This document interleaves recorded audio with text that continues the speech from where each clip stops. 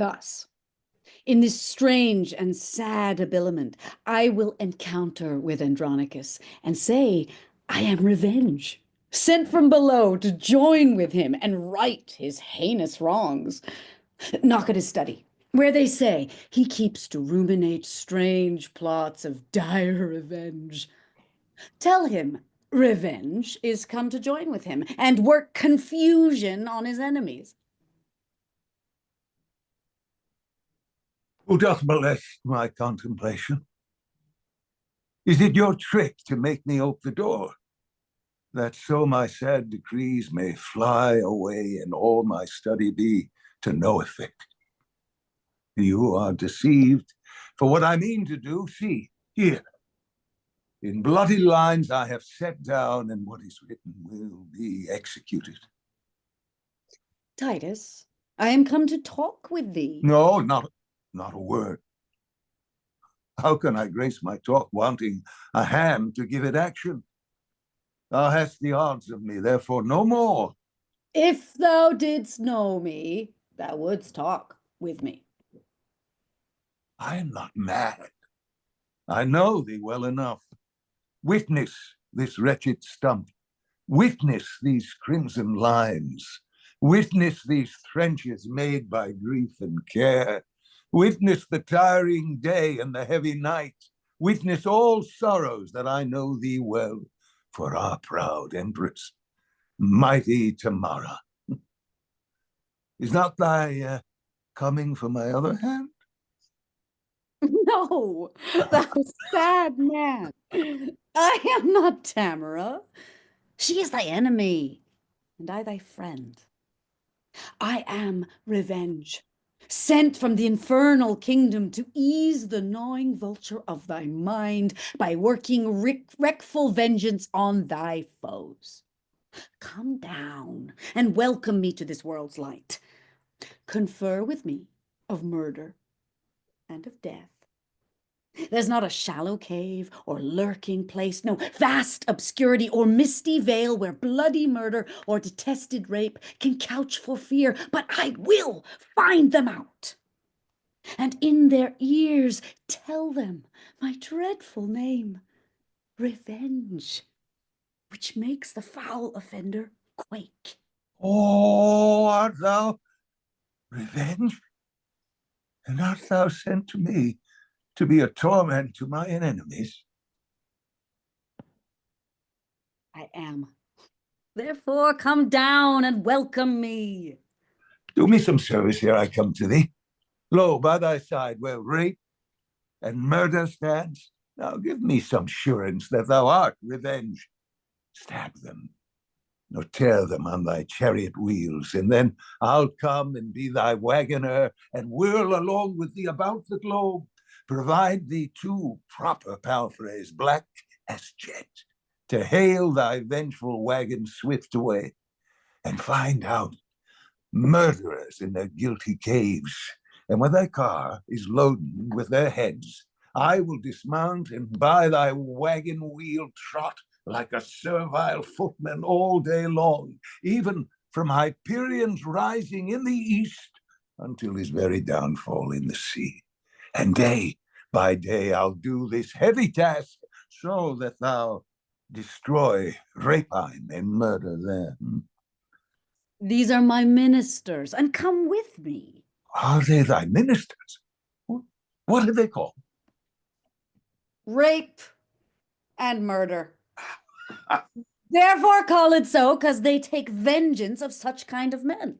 Good Lord, how like the Empress's sons they are, and you the Empress. But we worldly men have miserable, mad, mistaking eyes.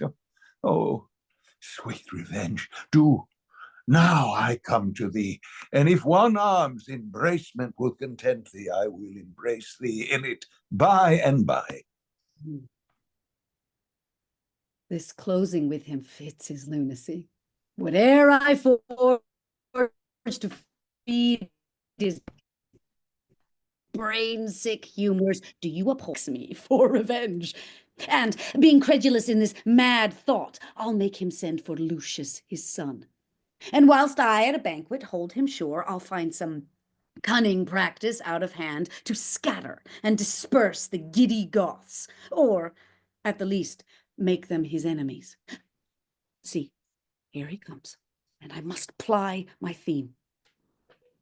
Long have I been forlorn, and all for thee. Welcome, dread fury, to my woeful house. Rapine and murder, you're welcome too. How like the Empress and her sons you are. Well are you fitted. Had you but a Moor, could not all hell afford you such a devil? For well I want the Empress never wags, but in her company there is a Moor. And would you represent our queen aright, it were convenient you had such a devil. But welcome as you are, what shall we do? What wouldst thou have us do, Andronicus?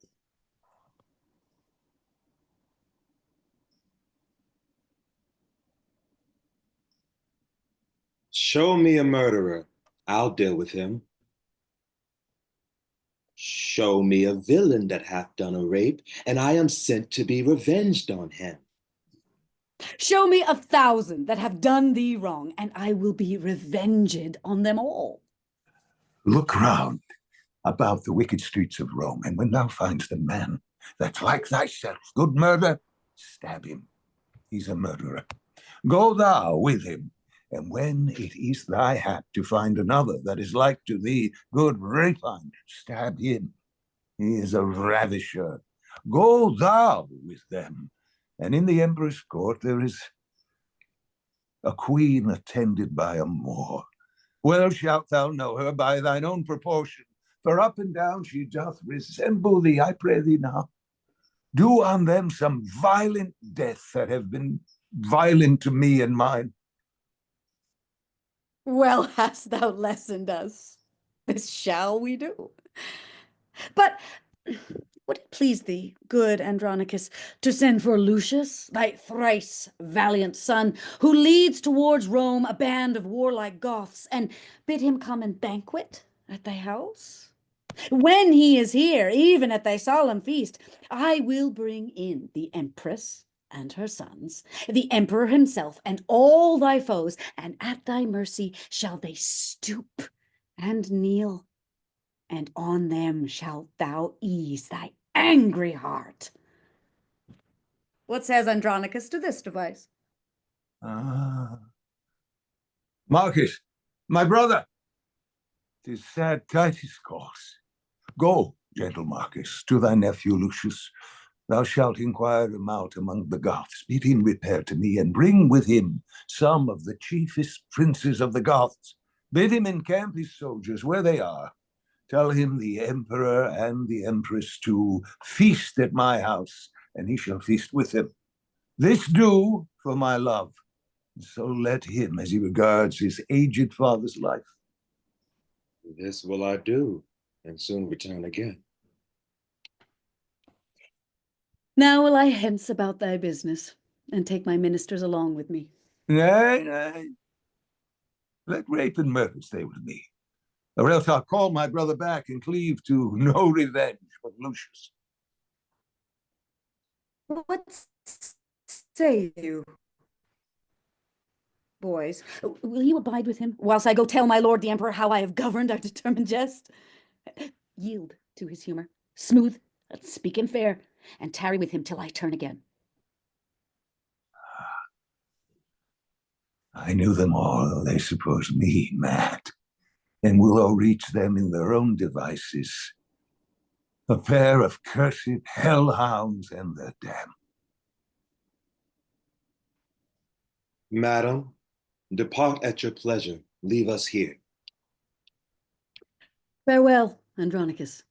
Revenge now goes to lay a complot to betray thy foes. I know thou dost, and sweet revenge. Farewell. Tell us, old man, how shall we be employed? Tut, I have work enough for you to do. Publius, come hither. Caius and Valentine. Yeah, what is your will? Know you these two? The emperor's sons, I take them. Chiron, Demetrius. Fie, Publius, fie. Thou art too much deceived. The one is murdered, and rape is the other's name, and therefore bind them, gentle Publius. Caius and Valentine, lay hands on them. Oft have you heard me wish for such an hour, and now I find it. Therefore bind them sure and stop their mouths if they begin to cry. Villains, forbear! We are the Empress' sons! And therefore do we what we are commanded. Stop their mouths. Let them not speak a word. Is he sure bound? Look that you bound them fast. Come, come, Lavinia. Look, thy foes are bound. Sir, stop their mouths. Let them not speak to me, but let them hear what fearful words I utter. Oh, villains, Chiron and Demetrius, here stands the spring whom you have stained with mud, the goodly summer with your winter mixed. You killed her husband, and for that vile fault, 2 of her brothers were condemned to death, my hand cut off and made a merry jest. Both her sweet hands, her tongue, and that more dear than hands or tongue, her spotless chastity. Inhuman traitors, you have constrained and forced. What would you say if I should let you speak? Villains, for shame! You could not beg for grace. Hark, wretches, how I mean to martyr you. This one hand yet is left to cut your throats, whilst that Lavinia 'tween her stumps doth hold the basin that receives your guilty blood. You know your mother means to feast with me, and calls herself revenge, and thinks me mad. Hark, villains, I will grind your bones to dust, and with your blood I'll make a paste, and of the paste a coffin I will rear, and make 2 pasties of your shameful heads, and bid that strumpet, your unhallowed dam, like to the earth, swallow her own increase. This is the feast that I have bid her to, and this the banquet she shall surfeit on. For worse than Philomel you used my daughter, and worse than Procne I will be revenged. Now prepare your throats. Lavinia, come, receive the blood. And when that they are dead, let's go grind their bones to powder small, and with this hateful liquor temper it, and in that pace let their vile heads be baked. Come! Come, be everyone officious. Bring out apron. Oh, to make this banquet, which I wish may prove more stern and bloody than the centaur's feast. So now, bring them in, for I'll play the cook and see them ready against their mother comes.